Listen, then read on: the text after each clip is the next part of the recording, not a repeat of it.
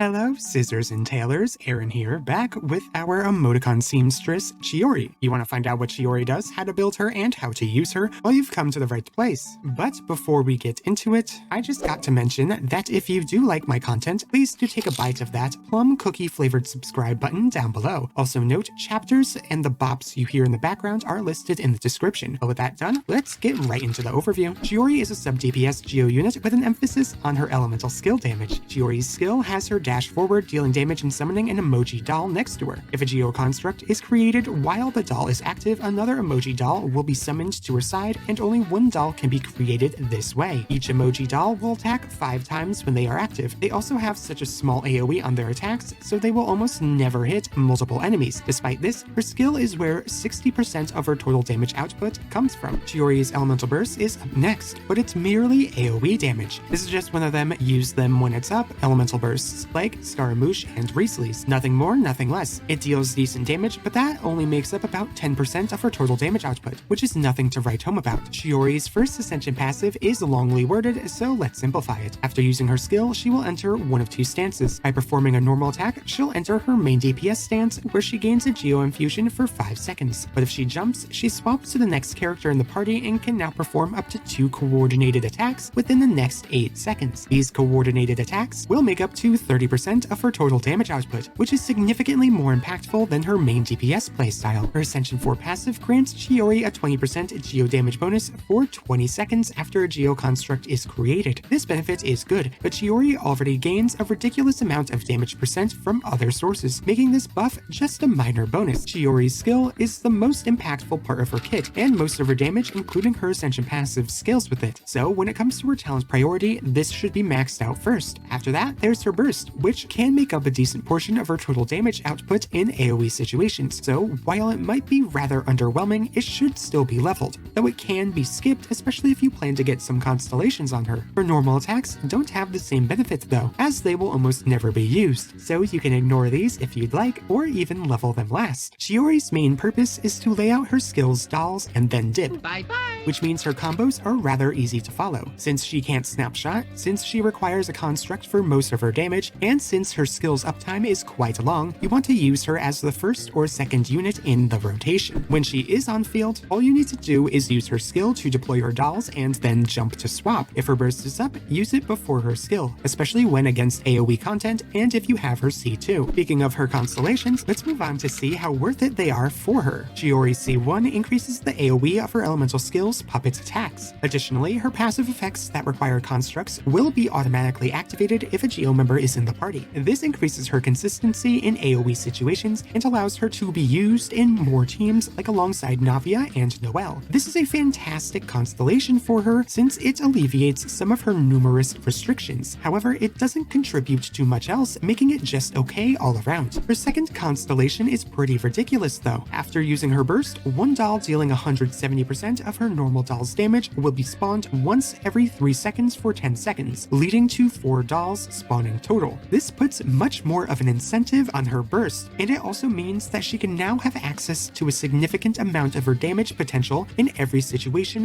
while also being better in the teams she was meant to be played in. When it comes to damage, this is the point where she is uncontested the best off-field damage dealer in the game, and she just gets better from here on out. Her C3 is also insanely powerful, as not only does it increase her skills damage, but because her Ascension passive and her C2's dolls scale with her skills talent multiplier, it also increases their damage. This constellation is cracked for her personal damage output, as it makes the best off-field DPS in the game even better. Chiori's C4 is her C2 with a give and take. While it does summon one less doll, it's also not tied to her burst, which means this will always activate no matter the team. This constellation is incredibly strong for the same reasons that her C2 is, and this is also the point where she is now dealing similar damage to the best main DPS units in the game, while acting only as a sub DPS. Her C5 is her only bad constellation. Ever since her C2 was obtained, she never looked back at using her burst for its pure damage again. This constellation is pretty bad for her overall, but hey, a damage increase is still a damage increase. Her C6 is the opposite of her C5, as it grants her defense scaling on her normal attacks when she has her Geo Infusion up, while also resetting the cooldown of her skill one time every 15 seconds. This constellation gives her one of two options. She can now use it to front load a tremendous amount of damage similar to what Fiorina and Yolan would do, or she could use it to act as a main DPS. Since this damage increase is only tied to a duration, she can now have up to 10 seconds of on-field time. This constellation is amazing for a main DPS Chiori, as it will increase her damage by about 25%.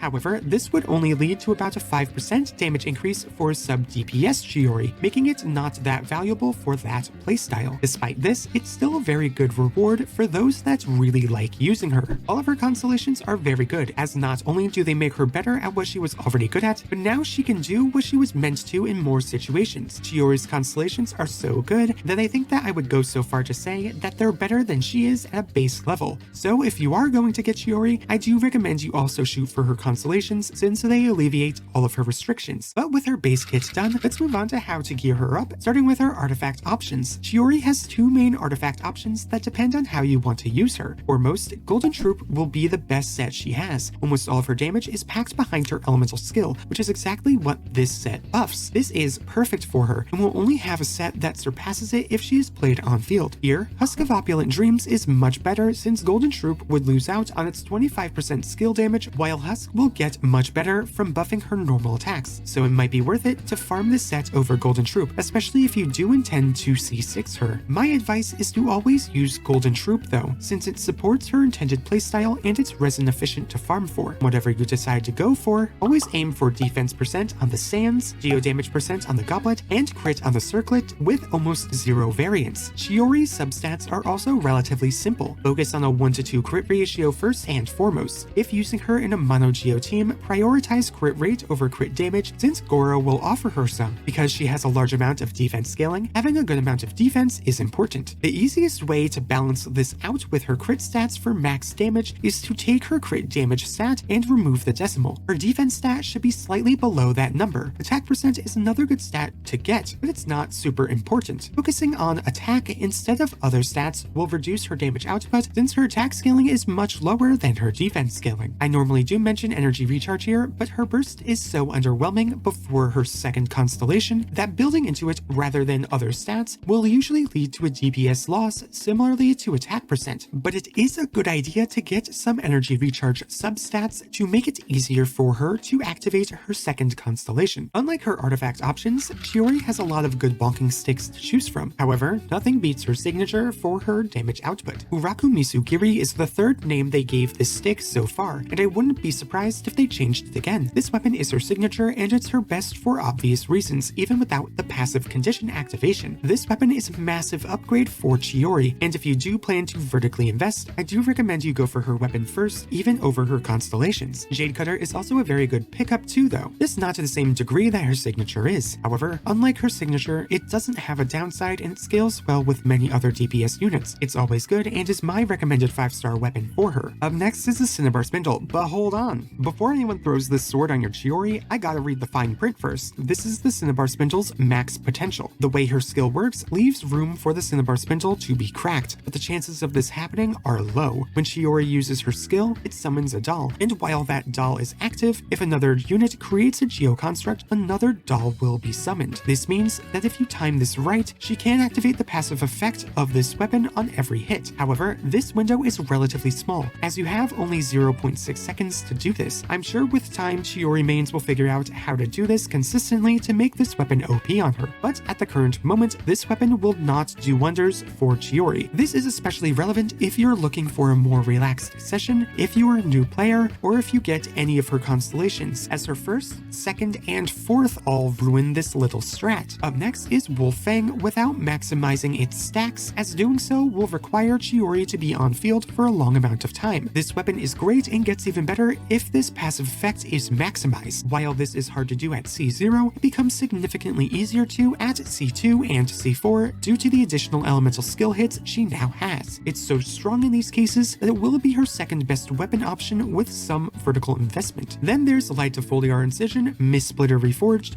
Harang Pekufutsu, and the Splendor of Tranquil Waters, which all offer good stats. Generally speaking, if you have any one of the amazing 5-star swords out there, she can use it. Afterwards, we have Harbinger of Dawn, Chiori's best free-to-play weapon due to the massive crit stats it offers her and her unreliance on attack stats. This weapon offers her so much crit that it makes defense substats even better for her. And for her 10th best weapon, we swing back around to the Cinnabar Spindle if it's played without a care in the world. Even without considering maximizing the passive effect, the weapon is still strong on her, so it's not much of a downside if you do consider using it. But as a free-to-play weapon, I cannot recommend using the Cinnabar Spindle. It's way too conditional for Chiori and gets worse the more you want to vertically invest, which, due to her being so incredibly niche at C0, I expect that from everyone pulling her. Instead, I recommend Harbinger of Dawn in general, as this weapon will always be consistently better. However, if you have her second constellation, Ufsandra Ferryman, and the Festering Desire can help her reach the energy recharge stat she requires without suffering much on damage. If you want any upgrades, I recommend any of the 5-star options that have crit. However, the Wolf's Fang is amazing, especially if you're looking to vertically invest, as this weapon in particular will take you further than anything else other than her signature and until she's at C6. Now that we finished gearing her up, let's talk about where Chiori is best used. When it comes to synergies, Chiori has Wen and Zhongli, which is so strong that it could be considered a reliance more than a synergy. Chiori needs a construct, which can only be created by a few units. Only Ito and Zhongli are decent units though, but Ito does not benefit Chiori and vice versa. They simply exist together. Zhongli does much more to Chiori due to the resistance shredding and attack percent buffing he offers. While she offers nothing in return, this is still Chiori's best teammate. Without Zhongli, Chiori has almost no impact on a team, as they would succeed or fail regardless of her. So when mentioning team comps, it'll probably be of no surprise that she works best in only one. Her best team is when she's paired alongside Ito in his premium mono Geo teams. Here she can replace Albedo or Zhongli as a consistent off-field damage dealer.